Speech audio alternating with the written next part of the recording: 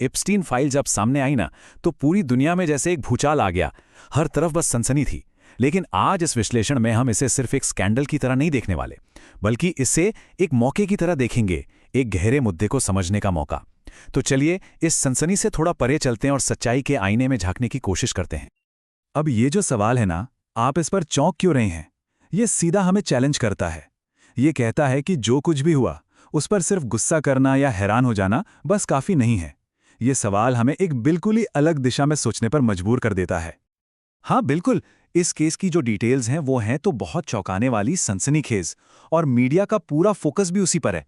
लेकिन सवाल ये है कि क्या ये कहानी सिर्फ कुछ अमीर और ताकतवर लोगों की है, या फिर ये हमारे पूरे समाज के लिए एक आईना है? और जरा इस मामले का स्केल तो सोचिए, कितना बड़ा है। 30 लाख से भी ज्यादा दस्तावेज और तस्वीरें। अरे ये कोई छोटा मोटा मामला थोड़ी है। ये तो एक बहुत बड़े, बहुत गहरे नेटवर्क का खुलासा है, जिसमें दुनिया के सबसे शक्तिशाली लोगों के शामिल होने की बात कही जा रही है। तो हुआ क्या? जाहिर सी बात है, जैसे जैसे नाम बाहर आने लगे, लोगों का पहला रिएक्शन था हैरानी और गुस्सा। हर कोई उन लोगों पर उंगली उठा रहा था जिनके नाम इन फाइल्स में थे। ये एक बहुत ही स्वाभाविक प्रतिक्रिया है, लेकिन सवाल वही है कि क्या असली कहानी सिर्फ इतनी ही है?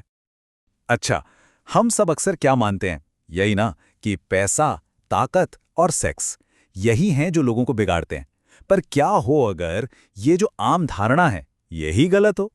स्रोत हमें ठीक इसी पॉइंट पर सोचने को कहता है। क्या ये चीजें असल में समस्या की जड़ हैं, या फिर सिर्फ उसके लक्षण हैं? एक पुरानी कहावत है, हम सबने सुनी होगी, power corrupts and absolute power corrupts absolutely. मतलब ताकत इंसान को भ्रष्ट करती है, और जब ताकत असीमित हो जाती है तो इंसान पूरी तरह भ्रष्ट हो जाता है। पर क्या यह बात वाकई सच है? क्या ताकत अपने आप में बुरी है, या समस्या कहीं और है?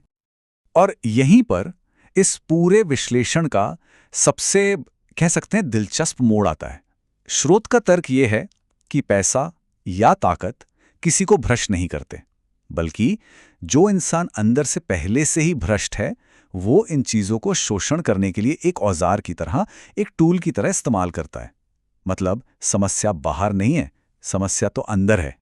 तो अगर पैसा और ताकत सिर्फ औजार हैं, तो फिर असली अपराधी कौन हुआ? स्रोत के मुताबिक असली अपराधी है अहंकार, इंसान की वो बुनियादी खामी, वो फंडामेंटल फ्लॉ जो इस तरह के हर शोषण की जड़ में बैठा हुआ है। अब यहां एक बात को बिल्कुल साफ समझना होगा कि यहां अहंकार का मतलब घमंड या प्राइड नहीं है। नहीं, स्रोत इसे एक मैन्युफैक्चरिंग डिफेक्ट कहता है। मतलब इंसान के अंदर जन्म से ही मौजूद एक ऐसी कमी जो उसे हमेशा खुद को सेंटर में रखने और अपने फायदे के लिए दूसरों का इस्तेमाल करने पर मजबूर करती है। तो ये पूरा का पूरा तंत्र, ये मैकेनिज्म, ये काम कैसे करता है? बहुत सिंपल है। देखिए, अंदर वो अहंकार वाला डिफेक्ट तो पहले से ही है। अब जैसे ही उस डिफेक्ट के हाथ में ताकत या पैसे जैसा कोई जबरदस्त औजार लगता है, वो फौरन उसे दूसरों का शोषण करने के लिए इस्तेमाल करने लगता है। मतलब शोषण तो होना ही था, बस सही मौके और साधन का इंतजार था। और अब यह विश्लेषण एक ऐसे मोड़ पर आता है जो थोड़ा मुश्किल है, थोड़ा असहज करने वाला। क्योंकि अगर समस्या अहंकार है और वो हम सब में है, तो फिर क्या सिर्फ दूसरों पर उंगली उठाकर हम अपनी जिम्मेदारी से बच सकते हैं? ये जो बात है ना, ये सच में सोचने पर मजबूर करती है। स्रोत का तर्क ये है कि समाज में ज्यादातर लोग सिर्फ इसलिए अच्छे हैं क्योंकि उन्हें बुरा करने का मौका या हिम्मत नहीं मिली। जो पकड़ा गया वो अपराधी, और जो नहीं पकड़ा गया वो इज्जतदार। ये एक बहुत ही असहज करने वाला सवाल है, पर स्रोत हमें खुद से ये पूछने को कहता है कि अगर उन लोगों जितनी ताकत और पैसा हमें मिल जाए, तो क्या हम सच में उनसे कुछ अलग बर्ताव करेंगे, या हम भी उसी अहंकार के गुलाम बनकर रह जाएंगे?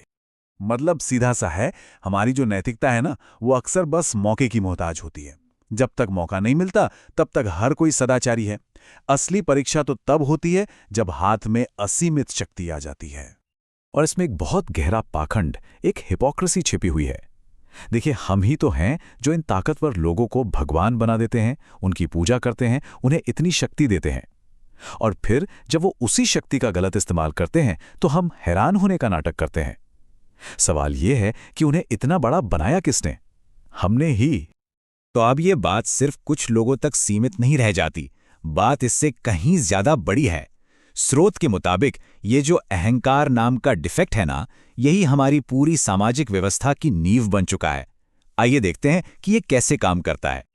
जरा सोचकर देखिए, हमारे आसपास का लगभग हर सिस्टम इसी अहंकार पर टिका है। राजनीति में वोटरों को धोखा देना, बाजार में ग्राहक का शोषण करना, धर्म में भक्तों के साथ छल और यहाँ तक कि परिवारों में भी कमजोर का दमन होता है। और हमने इस धरती का जो हाल किया है, वो तो इस अहंकार का सबसे बड़ा जीता जागता सबूत है। तो इसका मतलब क्या हुआ? इसका मतलब ये कि एप्स्टीन स्कैंडल कोई सिस्टम का फेलियर नहीं है, बल्कि ये तो उस सिस्टम के परफेक्ट तरीके से काम करने का नतीजा है। एक ऐसा सिस्टम जिसे डिजाइन ही इसी अहंकार पर किया गया है। ये हमारे समाज का एक बहुत ही स्वाभाविक, एक नेचुरल आउटकम है। तो सवाल उठता है कि अगर समस्या इतनी गहरी है, हमारे पूरे सिस्टम की नींव में है, तो क्या कोई उम्मीद भी बची है? क्या इसका कोई समाधान है, कोई रास्ता है? लेकिन इतनी सारी निराशा के बीच एक अच्छी खबर भी है। स्रोत के मुताबिक ये जो मैन्युफैक्चरिंग डिफेक्ट है, ये कोई लाइलाज बीमारी नहीं है। इसे ठीक किया जा सकता है और इसका इलाज इंसान के पास ही मौजूद है। और वो इलाज क्या है? वो है आत्मज्ञान, यानी खुद को जानना, अपने अंदर के इस डिफेक्ट को पहचानना और उसे ठीक करना।